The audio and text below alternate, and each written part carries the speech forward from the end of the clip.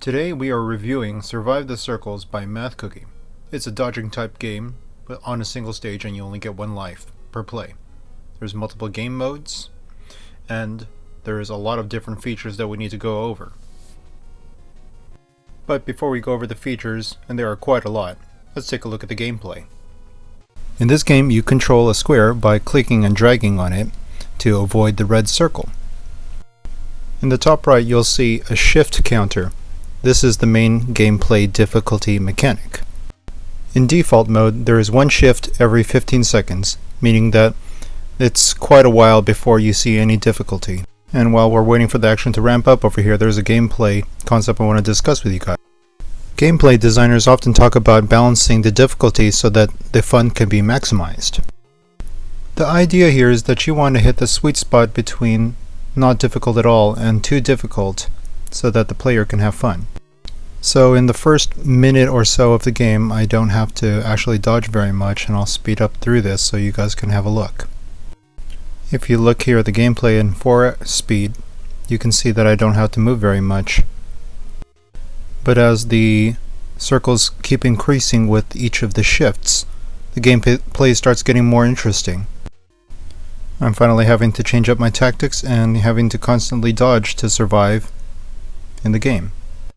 I'm going to slow it down to 2 speed over here, where it starts to get more fun with 8 shifts. And as we approach regular speed, you can appreciate how some of the circles are randomized to aim towards the square and some of them are not. So here I am at shift 10 with a solid chance of dying, and this is where the fun is. I would like to have multiple lives at this level of difficulty, because I told you guys, this is a one life, one stage game. Each time you die, you gotta go back through the options and the level selection screens, and there's a lot of content over here. So before you start the gameplay, you're presented with a lot of options to modify. Something to keep in mind here is that the game tells you that you can only get medals when you play on default mode. So I'm going to stop delaying review of the options. So shifting is apparently the main gameplay difficulty mechanic. You can make the game more or less difficult by adjusting what happens every time you shift. And I don't necessarily have a better word for shifting, but it wasn't clear when I started the game what these options would do. Best practice in gaming is probably to simplify the difficulty to easy, medium, and advanced. After you go through your options, then you select your level. There's default with no mods. The projectile category has the pit, circle fortress, missile silo, hyperspace tunnel, and oval storage. Circle category has laser vault, foggy road, rainbow skies, bouncy house, and next is the square category with cloning chamber, rainbow skies counted twice, teleportation station, crumbling bridge, and last stage category with whirlpool lake, pixelated maze, and dance party and the trash compactor.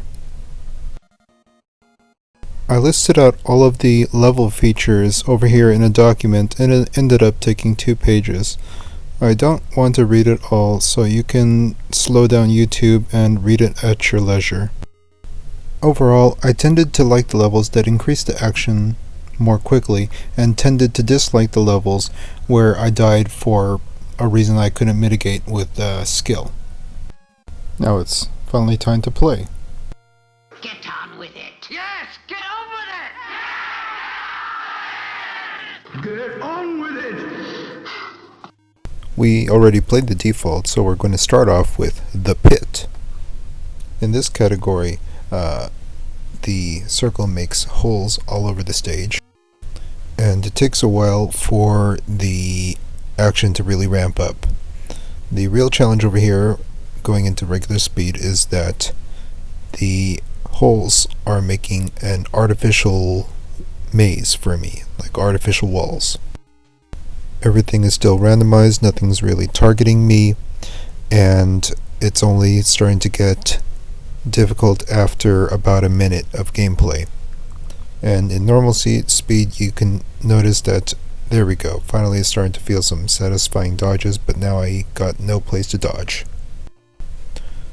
This next gameplay mode is... oh wait, first we gotta go back through the options, then choose a level. Wait, went too far. Okay, there we go. Circle Fortress. Circle Fortress, the big balls spawn little balls, and the action actually ramps up pretty quickly even though everything's randomized. Right from the beginning there's a logarithmic increase in circles, meaning it doubles every time: 2, 4, 8, 16, 32, and on. Within one shift I already have to take control of the player character and actively dodge. And do note in all of this, when it gets difficult I do actually like to try pretty hard. That's some pretty smooth dodging right there if you ask me. I was trained by Gradius. And just like on the default mode, I would like to play more at this level of difficulty, more time, but... Next up we have Missile Silo. And this is my favorite game mode over here because it actually targets you and you have to take control right away. You're in danger and you're already having to strategize right off the bat. Something that would make this game mode absolutely insane is if you could actually blow up the circles if you made the rockets blow up on them. I was really hoping to make that happen. I would have gotten a kill already, and without some kind of interaction with the circles, all we're left to do is kite around the missiles. So I'll go ahead and speed this up so we can get on with looking at the next level. I would like to see the next iteration of this level include some kind of interaction with the circles. Here is an excerpt from the hyperspace tunnel level, and I was dodging for a while until I realized that actually at any given moment a circle just pop up behind you. Boom. Maybe less random insta-death. The ovals level may have been a tiny bit better if the firing was more deliberate, maybe? The challenge started to ramp up a little bit more quickly than in the default mode, but not by a whole lot. But I do like that all the levels are hand-drawn. Next up we've got Laser Vault. In Laser Vault we see the first real weakness of randomized movement, and you'll see over here that it's easy enough to dodge it when there's one, but when the movement's randomized and there's two, sometimes there's not going to be an actual vector for escape. I had a similar experience on the Foggy Road, where we have the circle that sometimes goes invisible. I dodge it at first, and then it becomes a rogue and it stabs me right there in the back. Wow. Ouch. Rainbow Skies has an interesting mechanic where you can survive by becoming the same color as the circle that you're touching. The only improvement I would suggest here is that it would be more fun if you could directly change into the color of the circle instead of cycling through the other colors. Or maybe even a mechanic where you're automatically changing colors every few seconds. In the bouncy house, we have the similar problem where the randomization really doesn't provide an incentive to dodge because anything could change at any given second. To advise the player to dodge, they need to be able to predict what the safe path will be, which is kind of removed by the randomization. Seriously, this game is so huge, I'm going to have to review it in 2 parts. I'll see you tomorrow.